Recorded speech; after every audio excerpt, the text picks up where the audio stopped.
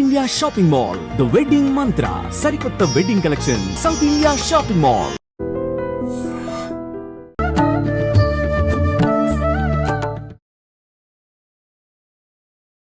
నమస్కారం, welcome to I dream. ధర్మ మార్గం విత్ విజిత కార్యక్రమానికి స్వాగతం. ప్రస్తుతం మనతో పాటు ఉన్నారు ప్రముఖ జ్యోతిష వాస్తు పండితులు బ్రహ్మశ్రీ అన్నవరపు తిరుపతి మూర్తి అవధాని గారు. ఇప్పుడు గురుగారితో మాట్లాడి మరిన్ని విషయాలు తెలుసుకుందాం.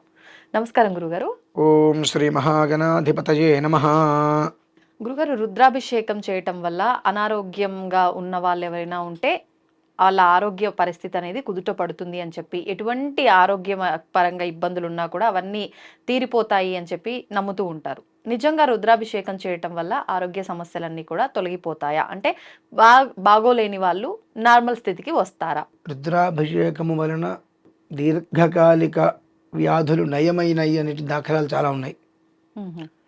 అధ్యవోచదధివక్త ప్రథమో దైవ్యోభిషకు అహీగుశ్చ సర్వాంజంభయన్ సర్వాశ్చయాతు ధాన్య.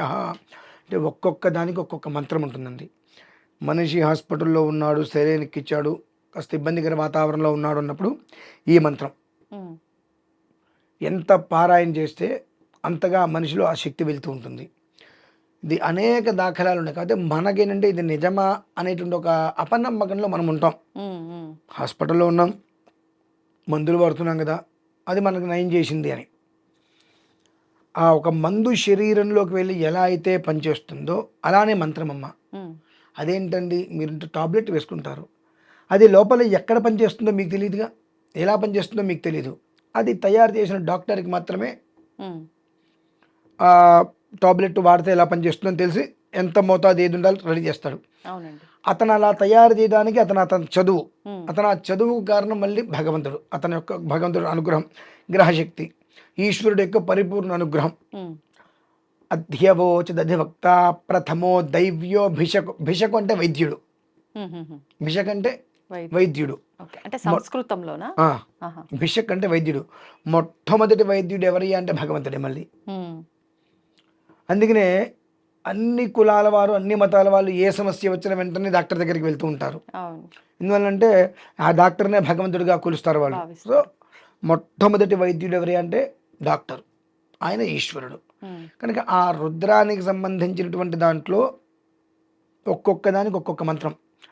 వయస్సు పర్ణ అనేటువంటి ఒక మంత్రం. కన్నుంది, ఈ కళ్ళు మనకు సరిగ్గా కనిపించవు, ఏదైనా ఇబ్బంది వచ్చింది, శుక్లాలు అటువంటి వచ్చి ఆపరేషన్ చేయాల్సిన పరిస్థితి, ఆ పరిస్థితుల్లో కూడా వయస్సు పర్ణ అనేటువంటి మంత్రాన్ని పూర్తిగా విని ఆ నీళ్లు లోపల కంట్లో వేసుకుని ఉంటే 27 రోజుల్లో మొత్తం అంతా క్లియర్ అవుతుంది. ప్రాణానాంగ్రంథిరతుర్ద్రోమా విశాంతక తేనాన్నేనా ఆప్యాయస్వ నమో రుద్రాయ విష్ణవే మృత్యుర్మే పాహి. ప్రాణానాంగ్రంథిరసి, అత్యంత ప్రాణ సంహితమైనటువంటి వ్యాధి ఏదైనా ఉందంటే క్యాన్సర్ని కూడా ఆ రుద్రం నయం చేస్తుందమ్మా. ముందు దాని మీద మనకు నమ్మకం ఉండాలిగా.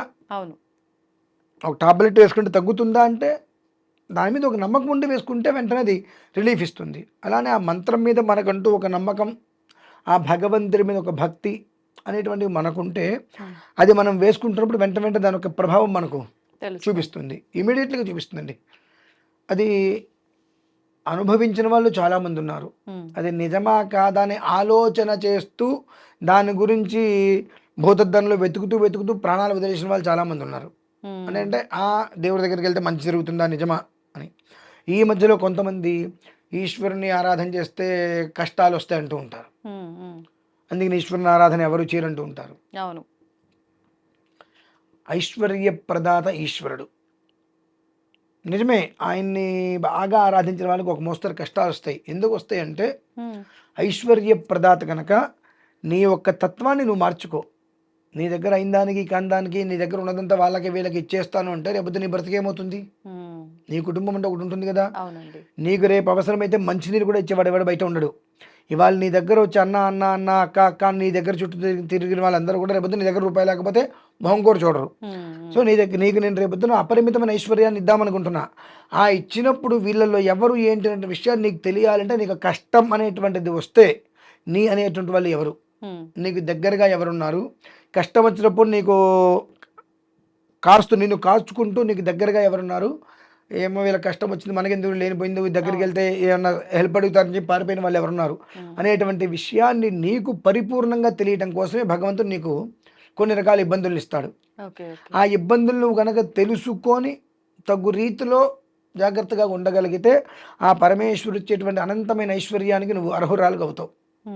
లేదనుకోండి ఎంత డబ్బున్నా మనకు అది పంచదార పాకం పారుతూ ఉంది అన్నట్టుగా వెళ్ళిపోతుంది. మన మనస్తత్వాలు ఎలా ఉండో తెలుసమ్మా, ఈశ్వరుడు అందుకనే నువ్వు ఎంత చేస్తావో చూస్తూ ఉంటాడు ఆయన. మనకు ఒక దాని మీద స్థిరమైన నిర్ణయం ఉండదు. కోతి వంటి మనసు అంటారు కదా, చీమ వంటి మనసు, కోతి వంటి బుద్ధి. చీమ మనసు అంత మంచిది అంటారా? అంటే చిన్నది, దానికి ఒక వ్యవస్థ ఉండదండి. అంటే దానికి ఏం కావాలో కూడా తెలియదు. ఇక్కడ పంచదార ఉంటుంది, ఆ పంచదార తింటూ ఉంటాయి అవి.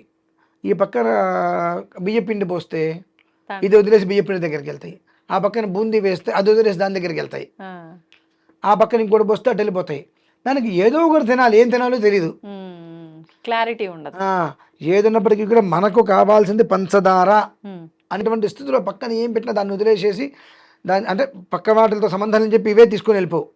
పక్కన పెట్టిందంటే ఈ 4 చీమలు ఒక చీమ అటు వెళ్ళి అని పిలుస్తాయి, ఇవన్నీ వదిలేసి అటు వెళ్ళిపోతుంది. ఏది తీసుకోవాలో తెలీదు కానీ ఏదో ఒకటి తీసేసుకుంటుంటాయి. ఆ ఆలోచన మన దగ్గర ఉన్నంత కాలము కూడా భగవంతుడు మనకు ఆ అపరిమిత ఐశ్వర్యాన్ని ఇవ్వడు. కనిపెట్టుకు చూసు కోతి అంటే అదేంటండి కోతి అంతకన్నా దారుణం కదండి అంటాం మనం. కోతి అంటే కోతి చేష్టలే చూసామండి, మర్కట కిషోరాన్ని చూడాల.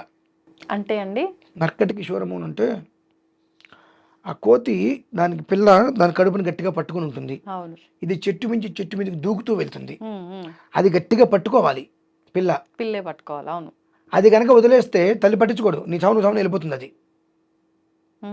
అలా ఎగురుతున్నప్పుడు దానికి విద్య అదంతా పిల్లకి. నువ్వు ఎంత దానికి భయపడత ట్రైనింగ్ అదే ఉంటాయండి. అదే నేను అంటున్నా, మర్కట కిషోరం మార్జాల కిషోరం. నువ్వు కనుక మర్కట కిషోరంగా ఉంటే మార్జాలంగా భగవంతుడు నిన్ను చూస్తాడమ్మా. మార్జాలంగా అంటే చెప్తా. మర్కటము అంటే మనం భగవంతుని గట్టిగా పట్టుకోవాలి, ఆయన దూకుతూ ఉంటాడు, చాలా ఊబిలోకి ముంచేస్తాడు, నానా రకాల కష్టాలు పెడతాడు. అయినప్పటికీ మనం ఆయన పట్టుకోకుండా అలానే ఉంటే అప్పుడు మార్జాలం. మార్జాలం అంటే పిల్లి తన పిల్లల్ని నోట ఖర్చుకొని గోడ దూకుతూ ఉంటుంది. మనం ఏంటి పిల్లి దాని పిల్లల్ని చంపేస్తుంది ఏంటని మనం అనుకుంటాం, కానీ దానికి తెలిసి ఎంత జాగ్రత్తగా తన పిల్లల్ని ఎక్కడెక్కడ పెట్టాలో తన నోట ఖర్చుకొని వెళ్ళిపోతుంటుంది. ఆ రకంగా భగవంతుడు వాళ్ళని పట్టుకుంటాడు. అది చూసిన వాళ్ళందరికీ ఎలా అనిపిస్తుంది అంటే ఇంత భగవంతుని ఎంత ఆరాధిస్తున్నా ఇంత కష్టపడుతున్నారేంటి వీళ్ళు అన్నట్టుగా భగవంతుడికి అనిపిస్తుంది. కానీ మనకు తెలుసు ఎటువంటి కష్టాల్లోంచి ఎన్ని రకాలు దాటుకొని బయటకు వస్తే ఎన్ని రకాల వ్యాధుల నుంచి మనం బయటపడ్డాం. వ్యాధి మీనింగ్ సాటి మనిషి, సాటి మనిషి. మనం ఉపకారం చేసినటువంటి వ్యక్తి మనకు ఉపకారం చేయకపోయినా నష్టం లేదు, అపకారం చేయకుండా ఉంటే మనం బాగానే ఉంటాం. అపకారం చేసే ప్రక్రియ చేసినప్పుడు ఏమవుతుందంటే ఆ బాధ తట్టుకోలేక బాధతోటి రకరకాల వ్యాధులు వచ్చేస్తాయి, మనోవ్యధ, అక్కడి నుంచి అన్ని రకాల వ్యాధులు మనకు వచ్చేస్తాయి. కాబట్టి ఇటువంటివి ఎన్నో తట్టుకొని మనం బయటకు వచ్చి నిలబడటమే ఈశ్వరానుగ్రహం. దానికే రుద్రాభిషేకం, అది విషయం. అందుకని చెప్పి అంటే ఇంత లింక్ ఉంది దీనికి దానికి, కాబట్టి ఖచ్చితంగా రుద్రాభిషేకం చేస్తే వ్యాధుల నుంచి బయటపడతారు. ధన్యవాదాలండి. తవ్వుతూనే శివలింగం సరే దాన్ని అట్లా కప్పేసేయండి, చూపించదండి. కృష్ణ ఇస్ దేర్, మూర్తి పూజ కాదు, సాక్షాత్ బ్రజేంద్ర నందన భగవాన్ ఉన్నారు మూర్తిలో. ఏమీ ఆశించకుండా ఆరాధించే వాళ్ళు కూడా ఉన్నారా ప్రభుజీ? నిజమైన భక్తి